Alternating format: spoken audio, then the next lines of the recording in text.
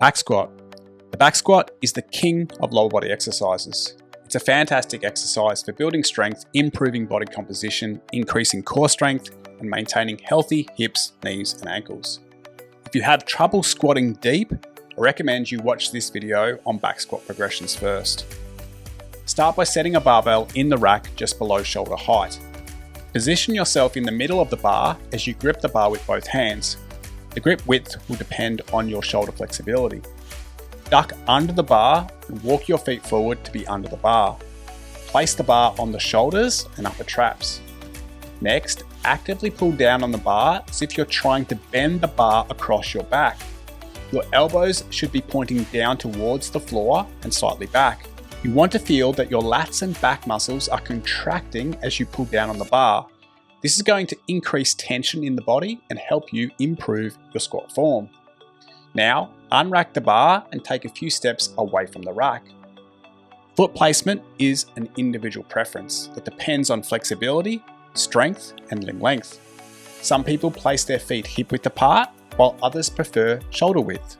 Some people like to keep their feet pointing forward, and others like to have a 10 to 35 degree turnout. You must experiment with your squat stance and find what works best for you.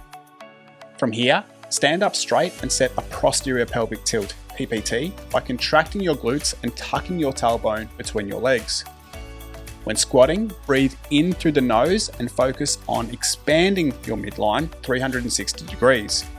If you are wearing a belt, imagine you're trying to push your stomach into the belt through all 360 degrees.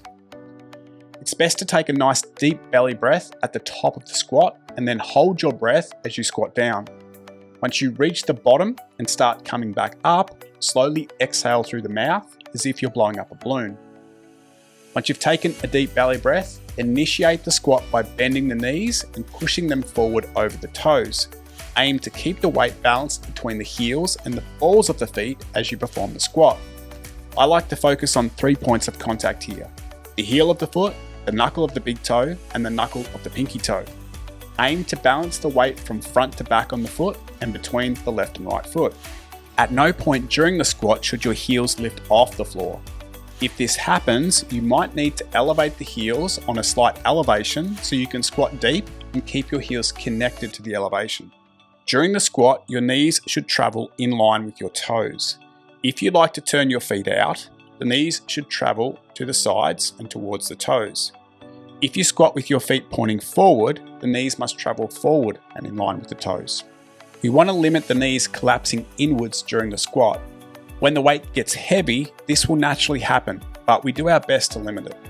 Continue to pull down on the bar with your arms as you flex your ankles, knees, and hips to squat as low as possible. Ass to grass if you can. Squat as low as you can go while keeping the torso as upright as possible. The angle of the torso will depend on your torso length and limb length.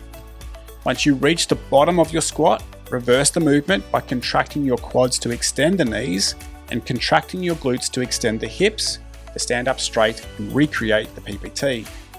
As you stand up, remember to exhale. Back squats are an exercise that can be used for high reps and light weights, low reps and heavy weights, and everything in between. Allow your form to dictate the load and not the other way around. Give it a try and see how you go.